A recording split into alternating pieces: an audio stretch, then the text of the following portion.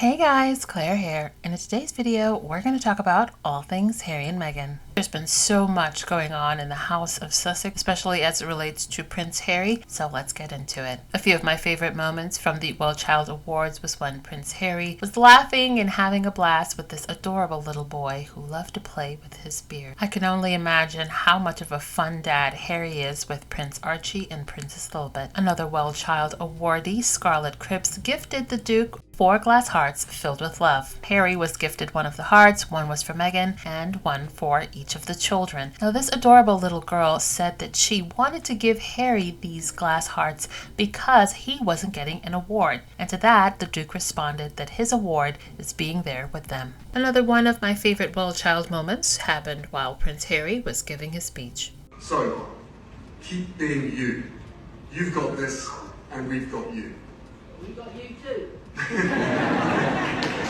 This evening, How sweet. Duchess Meghan isn't the only one in the House of Sussex with the Meghan effect. Prince Harry was seen wearing an adorable aqua-themed tie, which the small business was quick to point out on their social media platforms, saying that we are excited to see the Duke of Sussex wearing one of our handmade silk ties. Hashtag Prince Harry, hashtag Wellchild, hashtag support small businesses. The Duchess is known for supporting female-led businesses, sustainable businesses, small businesses, and it looks like that has had an effect on the Duke. And not only is Harry shopping and supporting a small business, that tie sold out soon after Prince Harry was spotted wearing it. So yeah, it's not just the Meghan effect, it's the Harry effect as well. Marie Claire and Sussex.com shared a little behind the scenes video of the Duke of Sussex's trip to New York, and in it we even got to see a little clip of Harry FaceTiming with Meghan and the children.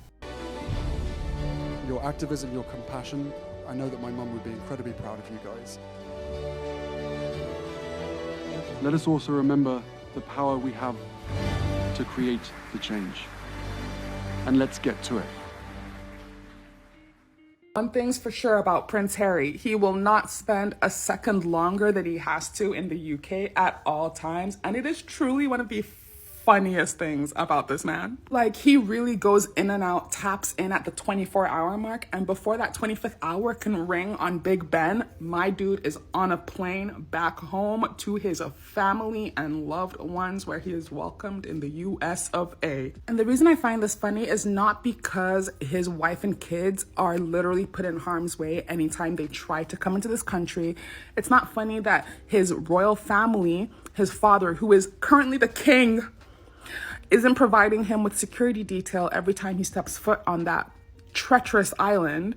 Why I think it's funny is because it leaves the royal family scrambling, and it leaves the British media scrambling on top of that. Because when you spend 24 hours in a place, it's really difficult for the British media to try to spin something out of nothing. You're gonna look me in the eye and tell me that Prince William stepping out in London had nothing to do with Harry being in town? Okay. And all the British royalists lining up to write this comment. I can hear your fingers tapping on that screen. I can see smoke coming off that iPhone right now at the comment you're about to post. The royal family does not need Harry. Like, they don't need Harry to be relevant. But then explain to me why the royal family, who seemingly doesn't need Harry for anything, asked the then sitting prime minister to talk Harry into sticking around after himself and Meghan Markle decided to leave the UK in January of 2020. That is a government official being asked by the royal family to intervene. And y'all are gonna look me in the eye and tell me that Harry doesn't matter, that Harry's not influential? Okie dokie. All in all, Meghan Markle will never step foot into the UK again.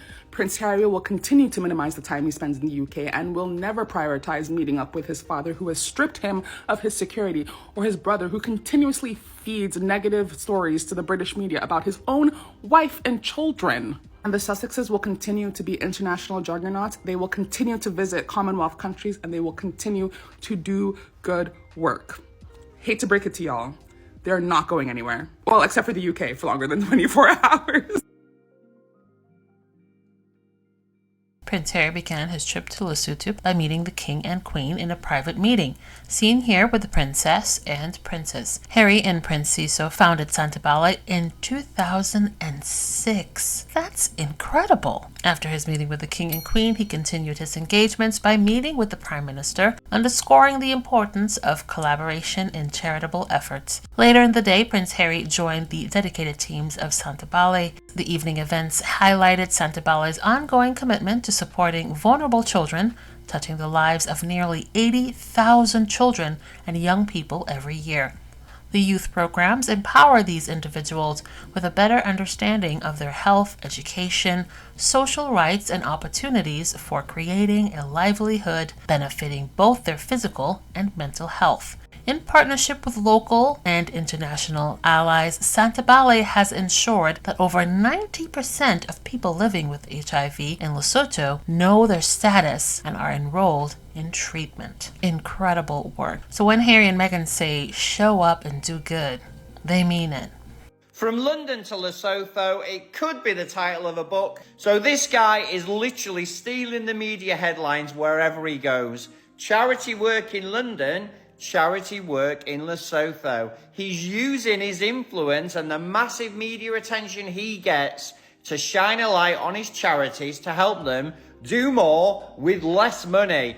Absolutely what you should be doing, Hazza, and I'm sure all his charities are very, very glad that he's at the helm and helping them draw attention to the things that as a world we should all be talking about. This approach is new, it's refreshing, it's innovative, it's a direct opposite to what the British working taxpayer-funded royal family actually do, where most of the conversation and their Hollywood-style videos is all about themselves. Harry has talked about himself on this journey.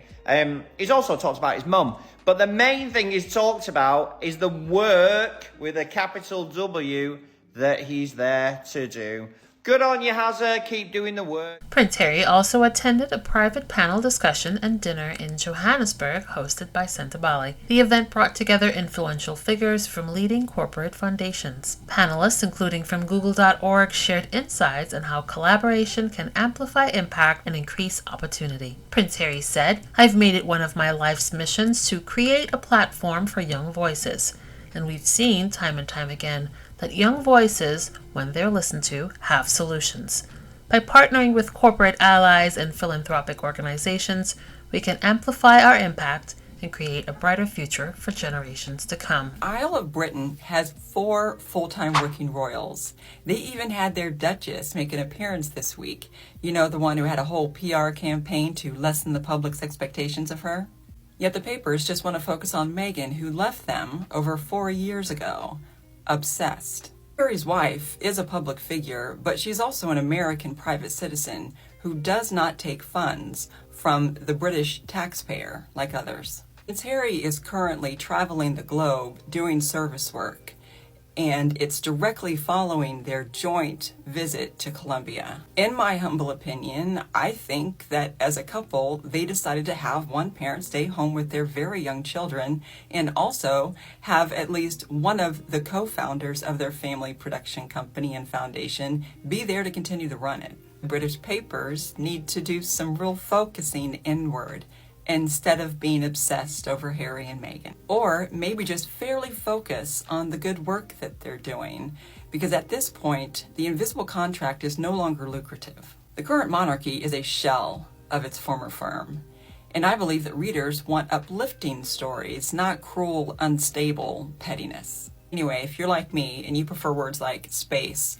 freedom, clarity, happiness, and love, don't forget to leave your comment. And while Prince Harry is doing all that fabulous work in Johannesburg, a new video of Prince Harry and basketball legend Pau Gasol was released by BetterUp. Honestly, can't keep up with Prince Harry and the 1,000,001 projects that he's involved in. The crowd's cheering, you're 20, 30 points down maybe, and you feel it. You can't say it to each other, but you're all looking in each other's eyes, you know that you're out of flow, you've lost it. How do you get that back? It starts with what we call the emotional leaders on our team.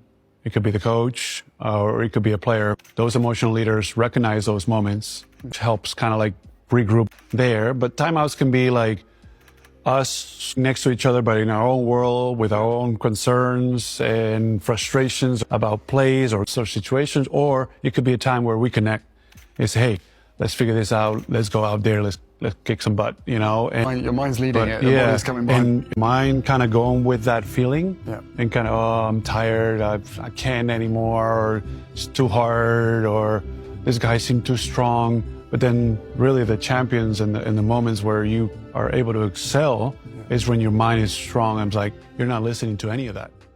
As I listen to that conversation, I can't help but think how fun it would be to have Prince Harry host a little show, maybe a video podcast, where he interviews veterans and public figures, all men, talking about what motivates them, and of course, mental health. I think Harry would do a brilliant job at that. It's definitely something that he's passionate about. He has an ease and charm about him that really seems to encourage people to open up to him. What do you guys think?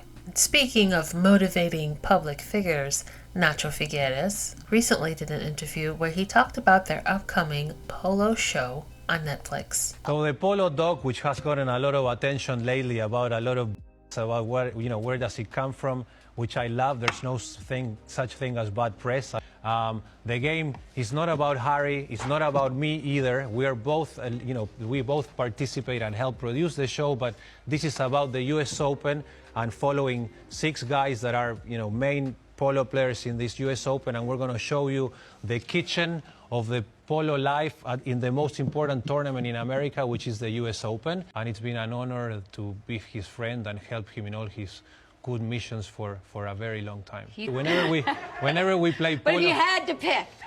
so for a very long time we played against each other. And, it was very competitive. He kept on giving me, BS about, who was going to win, who was not going to win. And so then eventually we decided, let's play together so that we can push together. But he's very competitive. He loves polo. He's a great rider. And so it's a very good thing to be his wingman. Between Nacho and Prince Harry's got some pretty good brothers from another mother who collectively seem to really enjoy giving back. HRH, the Duke of Thomason on X, said that these people, I'm guessing the royal family, were holding Prince Harry back and using him as a poster child and scapegoat simultaneously.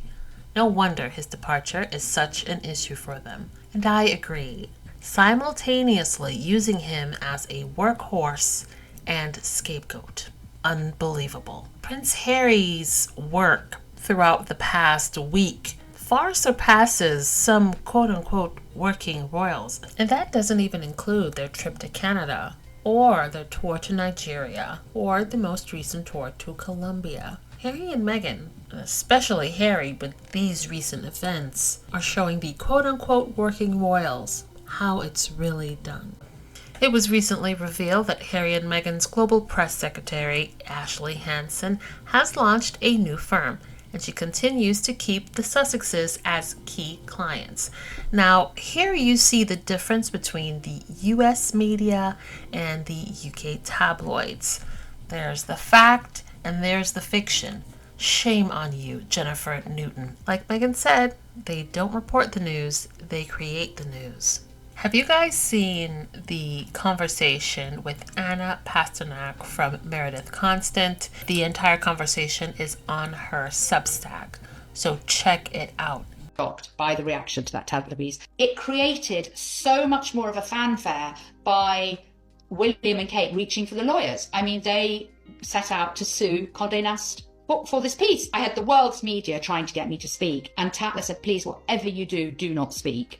And because I like them and have a good relationship with them, I said, of course I won't speak. For 4 months this went on. It was a September evening and it was a Thursday, and I got rang up by the managing director of Tatler, who said, it's all been sorted with the New York lawyers, the office Condé Nast, it's all over. Most important thing is that you never speak about this. You can imagine my absolute horror and fury and frustration when I go to my newsagent on Sunday morning and the cover of the Mail on Sunday has this massive strapline, Kate's victory over Tatler, and then there's a 3-page takedown of me. And who could have given that to the Daily exactly, and very good point. And so I was so furious because I thought, well, Tatler must have leaked this. On Sunday, I'm straight on to the editor.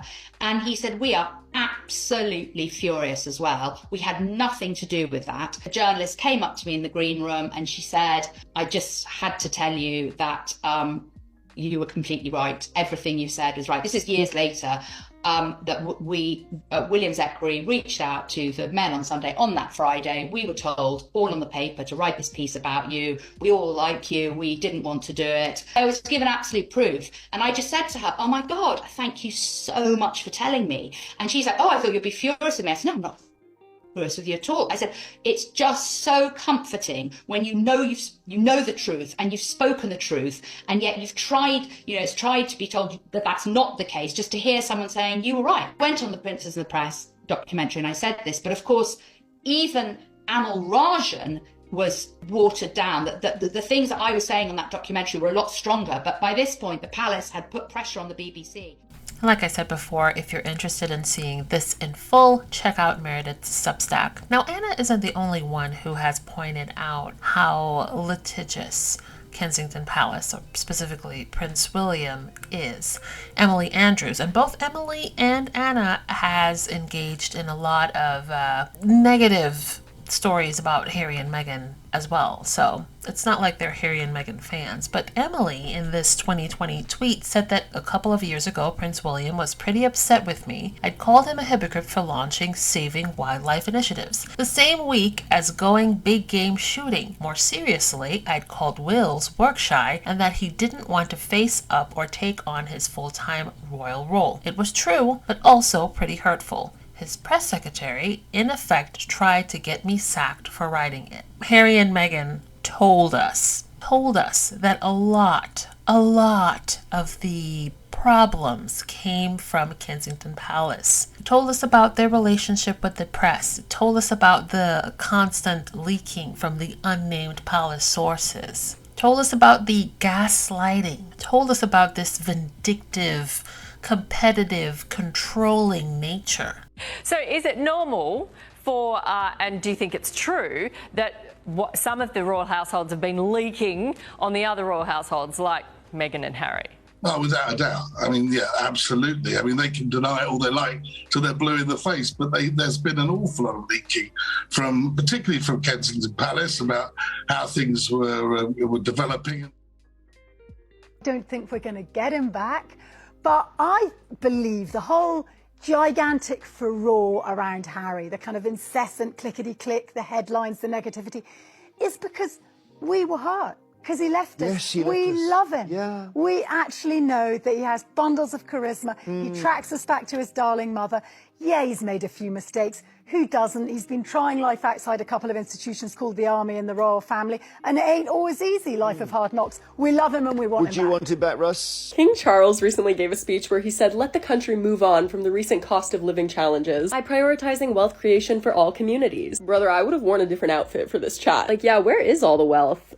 Maybe, you have it? Read the room, Chuck. Didn't he arrive to this in a golden chariot, too? Okay, wearing the Kohinoor diamond. If you're unaware, that's a very famously stolen diamond that India would like back. He's like, first of all, it's vintage and it was free, so our humble king. This reminds me so much of the Disney cartoon Robin Hood. He probably has a snake named Sir Hiss somewhere close. Anybody else remember the Queen talking about the homelessness problem as the camera just pans out to her on a solid gold throne? And you're not sure what smart casual meant on the invite. I just love how the British royal family's flops are so, predictable and preventable. I posted about this a couple months ago, but that official painting of him that they unveiled, and everyone was like, hey, icon, I don't think that artist liked you. Are you sure you meant to release that? You'd really think that someone in their PR team would have been like, maybe we shouldn't show that to the public. But literally, they didn't think of it, and once again, they flopped. If you don't think Meghan Markle has the best celebrity old money style, you just don't know fashion, okay? You're just wrong. Every look that she wore in Colombia is a perfect example of why she wears the celebrity old money aesthetic crown. The color, the cut, the fabric, everything, the way it's tailored to her body to perfection. The fact that she's not afraid to show a little skin is exactly what makes it old money. A key and unique element of Meghan's post-royal wardrobe has been her willingness to show skin. She's sort of let her hair down. A lot of people may think that Kate Middleton has an old money aesthetic. Actually, she doesn't. This is a conservative aesthetic, which is different from an old money aesthetic. Meghan showing skin while still being classy, sophisticated, and poised is what makes it old money. Need I remind you, Paris Hilton is some of the oldest money in America, okay? She just absolutely gets it. She strikes the right note every single time. This look is amazing. It says, I mean business, but still feminine, still demure, still mindful. Style icons are so important. It's really helpful to have someone that you can model your look after based on the aesthetic that looks best to you. If you're looking to level up your life and have a glow up, you might want to look into the old money aesthetic. It looks amazing on everyone and is a really good way to elevate your personal style.